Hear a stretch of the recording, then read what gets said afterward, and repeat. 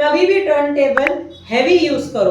अगर आप स्टील का यूज कर रहे हो तो नो डाउट टेंशन नहीं, लेकिन अगर आप इस तरह फाइबर का ले रहे हो तो इसमें ना वो लाख या क्ले भरा हुआ होता है। अगर आपका बेस हैवी रहेगा आपका टर्न टेबल बेस्ट है। तो ये मैं छोटे मोटे कटिंग के लिए ये यूज करती हूँ। और ये जो मेरा है, ये जिसपे मैं अभी बना रही हूँ, मैं आपको बता रही हूँ, देखो खोल के ही दिया हुआ है, एक सेकेंड। ये देखो, ये लाख होता है इसमें, तो इस वजह से ये हैवी होता है और हैवी होने के वजह से आप इसको अच्छे से यूज कर पाते हो। देखो कहीं भी नहीं हिलेगा, देखो कितना फास्ट है। कई लोग बोलेंगे चिपकता है तो नीचे कॉर्नफ्लावर लगाने का, नहीं, ये एक टिप है आप लोगों के लिए कि कॉर्नफ्लावर जो होता है कभी भी मोल्ड को नहीं लगाते, कॉर्नफ्लावर कभी भी अपने हाथ को लगाया जाता है। अगर देखो फॉर एग्जांपल मैंने इसमें डाला कॉर्नफ्लावर, तो जब मैं इसको डालने जाती हूँ ये उचक के आ जाता है, समझा? तो हमको यूज करना है कॉर्नफ्लावर हाथ के लिए। तो मैंने थोड़ा सा ले लिया, इस तरह से इसको स्प्रेड किया, ऐसे हम एक 5-7 बना लेंगे। हाँ, you will have to be with me. ये मैं पहले भी बना के रख सकती थी, बट ये आपके सामने इसलिए बनाया जाता है, you will come to know कितना टाइम लगता है रियल। और इसको ये देखो, ये दूसरा। जब आप गनाश बनाते हो तो उसको आप ऊपर से ढक्कन मत लगाओ। जब आपका गनाश आप अच्छे से उसको छान लेते हो और जिस कंटेनर में आपको उसको सेट करना है उसके ऊपर आप इस तरह की क्लिंग लेने का, और क्लिंग जितनी चाहिए उतनी फाड़ लेने की, और उसको उसके ऊपर अच्छे से रख देने का। इसका रीजन ये है कि जब आप ऊपर से उसको ढक्कन लगाओगे तो ऊपर क्या फॉर्म हो जाएगा, वो वाटर के छोटे ड्रॉपलेट्स फॉर्म हो जाते हैं। उस वजह से वो ड्रॉपलेट्स जाएंगे आपके गनाश में, जो कि हमको नहीं चाहिए। तो इस तरह से जब हम अच्छे से इसको क्लिंग को उसके ऊपर सेट कर देते हैं तो वो चिपक जाता है और वहां पे वो कंडेंसेशन के ड्रॉपलेट्स नहीं फॉर्म होते हैं। समझा? अगर आप कॉफी पानी में डाल रहे हो और आप कॉफी मिल्क में डाल रहे हो, दोनों का टेस्ट अलग आएगा। जब आप कॉफी को मिल्क में डाल के करते हो तो एक सौंधा सा हल्का सा कॉफी फ्लेवर आता है, लेकिन जब आप डायरेक्टली वाटर एंड कॉफी की सोकिंग करते हो तो स्ट्रॉन्ग हिट करती है कॉफी। मैं ये नहीं बोल रही कि आपका केक कड़वा होता है या सिर्फ कॉफी कॉफी लगता है, नहीं। शायद बहुत सारे मेरे पुराने स्टूडेंट्स हैं, उन्होंने कॉफी यूज करना शुरू किया है एंड इट डिड हेल्प। एक टेस्ट का ओवरऑल चेंज आ जाता है, ट्राई करके देखो। ये बहुत इंपॉर्टेंट वर्ड है, टेम्परेचर शॉक। अभी आप समझो मस्त एसी में है और अचानक से आप दूसरे रूम में जाते हो तो कैसे फील होता है? अरे अचानक से गर्म है, गर्म है भी नहीं बट गर्म फील होता है। फिर आप क्या करते हो, एक अलग सा आपके बॉडी का body is used to do that कि वो टेम्परेचर को मेंटेन करता है। अब वो बेचारे केक में जाने क्या, वो क्या बोलेगा, ओ मेरे को फ्रिज से निकाल दिया, मुझे क्या करना है, मुझे बाहर गर्म होना है या ठंडा होना है? वो नहीं सोचता है, वो हमको सोचना है उसके लिए, राइट? सो वो टेम्परेचर शॉक उसको ना मिले, इसलिए अभी मैं उसको एसी में बाहर निकालूंगी, उसको टेम्परेचर शॉक नहीं लगेगा। मैं बार बार बोल रही हूँ, जिनको फॉन्डेंट से डर लगता है नॉर्मल क्लाइमेट में, जिनके पास एसी नहीं है, बाहर निकालो और उसको पूरा उसका जितना पानी उतना निकालने दो, समझा?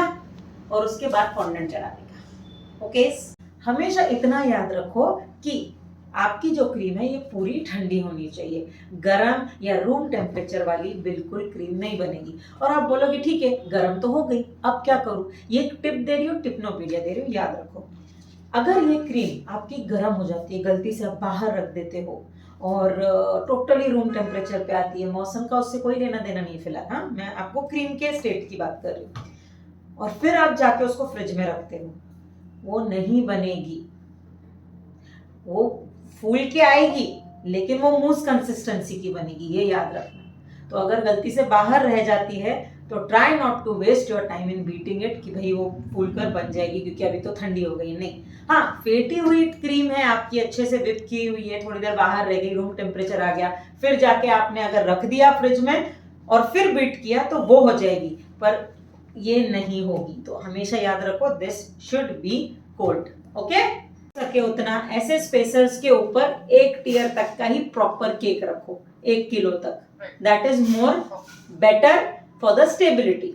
और ये गलती मत करना ऐसी वाली मोटा जो बड़ा वाला पार्ट है वो हमेशा नीचे रहेगा। एक टिप है आप लोगों के लिए कि जब भी ऐसे स्पेसर्स यूज करते हो तो जो छोटा पार्ट है वो ऊपर जाता है और जो बड़ा ब्रॉड वाला पार्ट है वो केक के ऊपर आता है। डन? ओके। जब भी आपको आपके केक को ऐसे छोटे अलग कलर देना है तो डायरेक्टली आप पैलेट को कलर लगा के केक को मत लगाओ, उसको आप डालो थोड़े से क्रीम में, वो क्रीम फिर आप लगाओ। क्या होता है जब आप डायरेक्टली कलर लगाते हो तो कुछ पार्टिकल्स या कुछ रह जाते हैं, फिर वहां पे देखो आपने बहुत बार देखो ऐसे डॉट डॉट नजर आते हैं आपके केक में, आते हैं कि नहीं आते? तो डॉट डॉट नहीं आए उसके लिए आप क्रीम में कलर डालो और फिर उसको लगाना। ओके। जब भी आप फेस बनाते हो तो तुरंत मत चिपकाओ। अभी आप एक देखोगे ऊपर, मैंने देखो मेरे फिगरिंग्स रखे हुए, हमने इसमें बनाया था हमारा एंटी ग्रेविटी क्लास में, मस्त अच्छे से वो फिगरिंग आपको दिखाया उस दिन, उसके बाद रख दिया मैंने, वो थोड़ा सूख गया, उसके बाद मैंने अटैच किया। अब क्लास थी इसलिए मुझे आपको तभी के तभी दिखाना जरूरी था। लेकिन एक टिप है कि जब भी आप हेड बनाते हो फॉन्डेंट का, तुरंत मत चिपकाओ। फॉन्डेंट है, सूखने में टाइम लगता है, आप टाइलॉस डालो कुछ भी डालो थोड़ा टाइम तो लगेगा ना, पत्थर तो हो ही नहीं जाएगा, तो उसको थोड़ा सेट होने दो और बाद में सर चिपकाओ, वरना क्या हो जाएगा, जो गर्दन है वो गायब हो जाती है, फिर आपका ऐसे हो जाता है फिगरिंग। कैसे होना चाहिए? ऐसे होना चाहिए ना, सुराई वाली तरह गर्दन दिखनी चाहिए ना, ऐसे मेरी तरह। ठीक है, ऐसे अलग अलग 3 मिलते हैं, देखो एक ऐसे ऐसे दांत वाले कोम वाला एक मिलता है, एक ये मिलता है और एक डी में मिलता है। तो एक छोटी टिप्नोपीडिया दे रही हूँ आपको, जो ये मिलता है ना, इसको ऐसा काट लेने का यहाँ से सीधा, ये ऐसे बन जाता है, तो वो हैंडी भी हो जाता है पकड़ने के लिए, प्लस 90 डिग्री में बहुत अच्छे से आपका स्मूथनर रेडी हो जाता है। तो जब भी आप लाओ ना, फॉर एग्जांपल देखो ये भी था, ये लंबा था, हाथ में बैठता नहीं है, मैंने इसको काट के छोटे 2 बना दिए, एक बड़ा और एक इससे छोटा, तो आपके हाथ में ऐसे बैठना चाहिए, बड़े वाले ऐसे और छोटे वाले एटलीस्ट ऐसे। तो you have to put your weight on the smoothener, not on the cake का पार्ट और साइड का पार्ट, मतलब नीचे का पार्ट जो है वो नीचे टच होना चाहिए, साइड का पार्ट आपके केक को, तो आपका केक कभी नीचे से ऐसे या ऊपर से ऐसे टेढ़ा मेढ़ा नहीं होगा। आप खुद देखो, यहां से ना ऐसे गैप नहीं दिखना चाहिए जब आप करते हो, तो ये देखो, ठीक है, समझा? जब भी आपको कोई 2 टियर केक बनाना है या कोई टियर्ड केक बनाना है या किसी भी बोर्ड का सेंटर चाहिए, बार बार कैलकुलेशन करने की जरूरत नहीं है। ऐसा कोई भी एक आप 10 इंच का 8 इंच का बोर्ड ले लो, आपको वो प्रॉपर रिंग लेने की खरीदने की भी जरूरत नहीं है, या आपके पास शैंडिलियर्स होंगे, शैंडिलियर्स में ऐसे आपको बोर्ड्स मिलते हैं, उनका सेंटर ऑलरेडी होता है, use this as a guide. तो आप बस आप रखोगे और फिर जहां भी आपको चाहिए आप वहां पे मार्किंग कर सकते हो। तो एक टिप है कि आपको ज्यादा हासिल नहीं है, आपके पास शैंडिलियर का बोर्ड नहीं है, कोई प्रॉब्लम नहीं, नॉर्मल हमारे केक बोर्ड के ऊपर आप सेंटर निकाल के एक होल कर दो, फिर भले आपका केक 5 इंच का हो, 10 इंच का हो, 12 इंच का हो, आपको सेंटर मिल जाएगा। ओके, ये एक टिप है सबको, डॉवलिंग किस तरह से सिक्योर की जाती है। कैंडल ले ली और इसके ऊपर यहाँ पे ये काला काला छोड़ेगा, गैस पे नहीं छोड़ता है, तो always try to do it on the gas. दिख रहा है? और इसको ज्यादा नहीं करने का, ज्यादा करोगे मोटा हो जाएगा नीचे का और अनइवन हो जाता है। तो ये हो गया, थोड़ा दबाने का, बस अंदर डाल दिया एंड देन इस तरह से ये पीछे सिक्योर हो जाता है।